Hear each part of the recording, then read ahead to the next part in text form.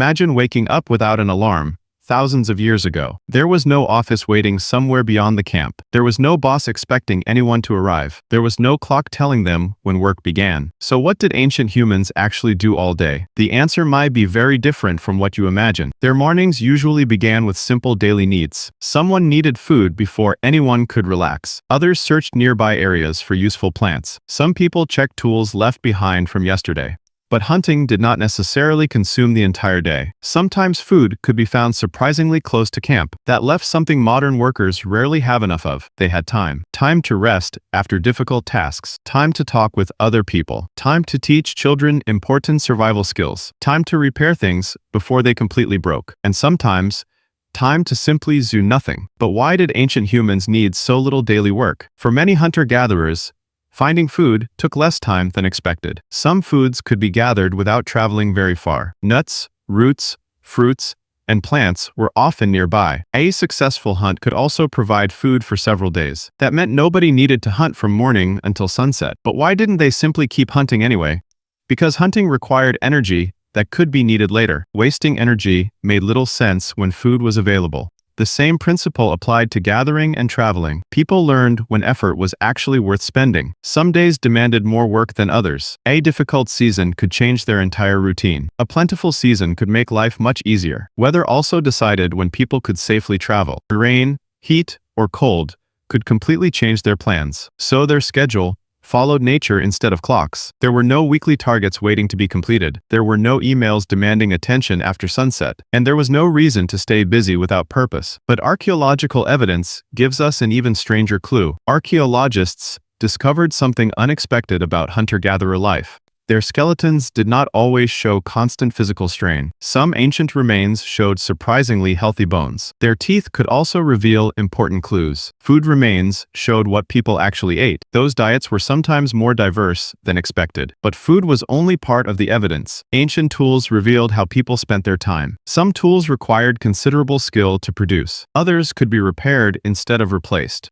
That meant people invested time when necessary, but they did not need constant production. Archaeological sites also reveal traces of personal decoration. Shells, pigments, and beads appeared in ancient communities. These objects were not essential for finding food. So why did people spend time making them? Perhaps survival involved more than simply finding calories. People also needed relationships, identity, and shared meaning. And those things required something surprisingly valuable. They required free time. Free time allowed humans to do things beyond basic survival. They could shape tools more carefully when time allowed. They could also decorate objects with unusual details. Some communities created pigments from naturally colored minerals. Others collected shells that had no practical purpose. These objects could travel surprisingly far between communities. That suggests people sometimes moved things for social reasons. They were not simply collecting whatever helped them survive. They were also creating things that meant something. But creativity was not their only use of time. People needed to maintain relationships within the group. Sharing food could strengthen trust between families.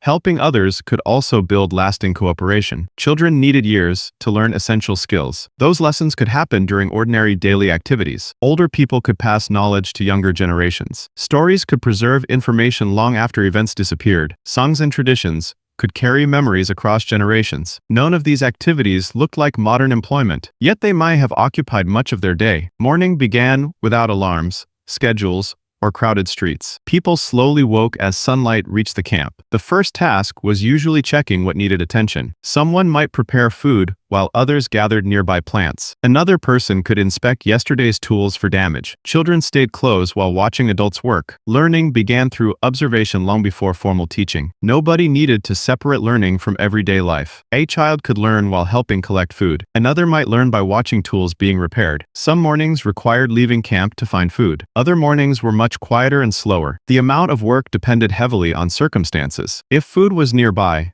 traveling became unnecessary. If animals were moving, hunters might leave quickly. Nothing forced every person to follow identical routines. Different people could handle different tasks throughout the morning. Some worked while others cared for children. Eventually, the group had enough food for the day. But that still left one surprising question. Hunting was important, but it was never guaranteed. Animals could disappear from familiar hunting grounds. Bad weather could make tracking nearly impossible. Sometimes hunters returned without bringing anything home. That made other food sources extremely important. Gathering could provide food without chasing dangerous animals. Roots could be collected while traveling nearby. Fruits and plants could also fill empty stomachs. Small animals required less effort than large prey. Fishing could provide another source when conditions allowed. Different environments offered completely different food choices, so hunting was only one part of their strategy. Some days required hours of searching for food. Other days could be much easier. A successful hunt could change the following days. One large animal could feed many people. That reduced the need for immediate hunting. Instead,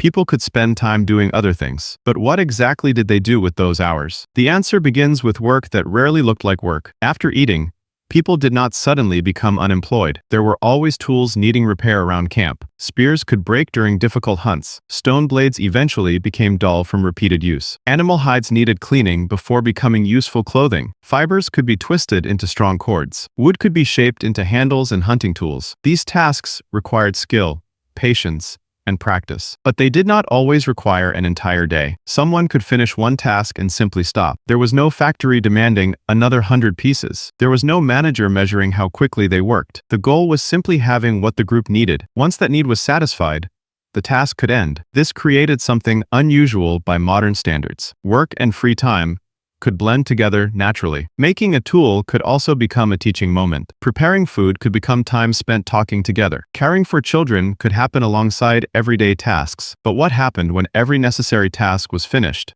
Once necessary tasks were finished, people could slow down. Nobody needed to invent extra work just to stay busy. Some people simply rested beside the fire. Others talked while children played nearby. People could share stories about what happened that day. Hunters might describe animals they had followed. Gatherers could explain where useful plants were growing. Older people could remember places the young had never seen. These conversations carried knowledge without books or written records. Children learned by listening long before they could hunt. They also learned by watching everyone around them. A quiet afternoon could become an informal lesson. Games could teach children skills without feeling like training. Throwing objects could improve coordination and accuracy. Following tracks could become both play and practice. Adults could join these activities without calling them work. This made learning part of ordinary community life. But there was another activity humans needed every day. They needed time simply to maintain their relationships. And that may have been more important than it sounds. Humans survived through cooperation, not individual strength alone. Everyone depended on others during difficult moments. Sharing food could strengthen trust between families. Helping injured members could protect the entire group. Children needed several years before becoming independent. During those years,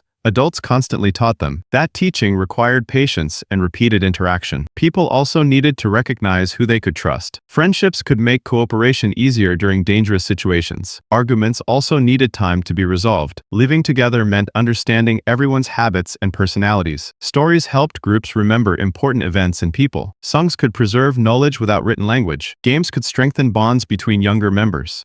Laughter could turn ordinary moments into shared memories. None of these activities produced food directly, yet they could make the entire group stronger. That meant free time was not necessarily wasted time. It could quietly support survival in another way. And when darkness arrived, another important part began. As darkness arrived, daily tasks slowly came to an end. The group gathered closer around the fire.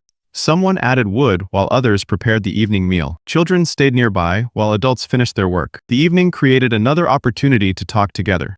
Hunters could describe what happened during the day. Others could share warnings about dangerous places. Stories could become longer once everyone stopped moving. Some stories probably carried lessons about survival. Others might have simply entertained everyone around the fire. Laughter could continue long after the meal ended. Music and rhythmic sounds may have filled some evenings. People could also repair small objects by firelight. The fire made darkness less threatening. It also created a natural place for everyone to gather. This was more than simply passing time. Evening gatherings helped strengthen memories and relationships. Eventually, tired bodies began seeking somewhere to rest. The day was ending without anyone checking tomorrow's schedule. But before sleeping, one person still had something important to do.